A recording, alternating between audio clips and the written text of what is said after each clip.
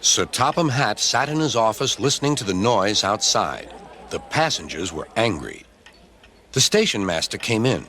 "There's trouble in the shed, sir. Henry is sulking. There's no train, and the passengers are saying this is a bad railway."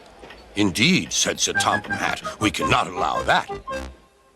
He found Gordon, James, and Henry looking very cross. "Come along, Henry. It's time your train was ready." "Henry's not going," said Gordon. "We won't shunt like little tank engines. That was Thomas's job. We're important tender engines. You fetch our coaches and we will pull them. Tender engines don't shunt." "We'll see about that," said Sir Topham Hatt. "No engine on my railway is too important for small jobs." And he hurried away to find Edward. The yard has never been the same since Thomas left to run his branch line, he thought sadly. Edward was shunting. "Leave those freight cars, please, Edward," said Sir Topham Hatt. "I want you to push coaches for me in the yard." "Thank you, sir. That will be a nice change." "That's a good engine. Off you go, then."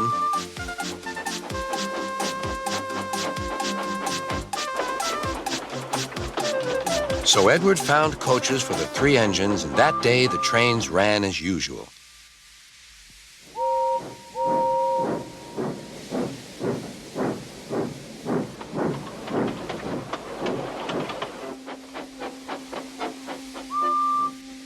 But next morning, Edward looked unhappy.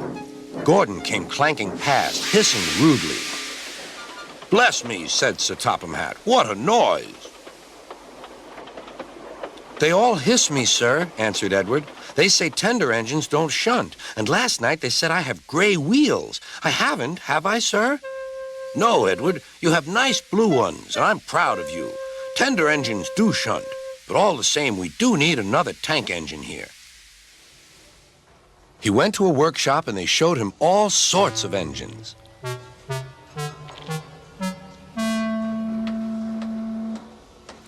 At last he saw a smart little green engine with 4 wheels. "That's the one," he thought. "If I choose you, will you work hard?" "Oh, sir, yes, sir." "That's a good engine. I'll call you Percy." "Yes, sir. Thank you, sir." And Sir Topham Hatt brought Percy back to the yard. "Edward," he called, "here's Percy. Will you show him everything?" Percy soon learned what he had to do, and they had a happy afternoon.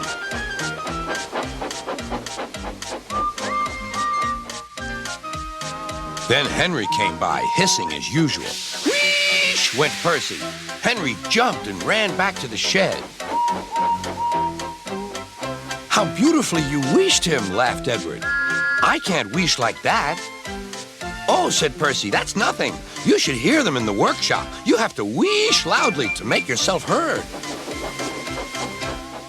Next morning, Thomas arrived. "Sir Topham Hatt sent for me. I expect he wants help," he said to Edward. "Shh, shh, here he comes," replied Edward. "Well done, Thomas. You've been quick. Listen, Henry, Gordon, and James are sulking. They say they won't shunt like little tank engines. So I have shut them up, and I want you both to run the line for a while."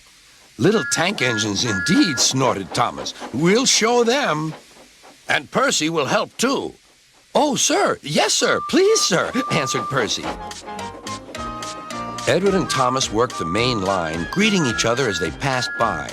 Percy puffed along the branch line.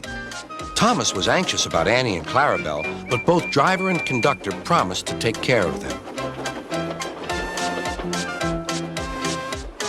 There were fewer trains, but the passengers didn't mind. They knew the 3 other engines were having a lesson. Gordon, James, and Henry were cold, lonely, and miserable. They wished now they hadn't been so silly.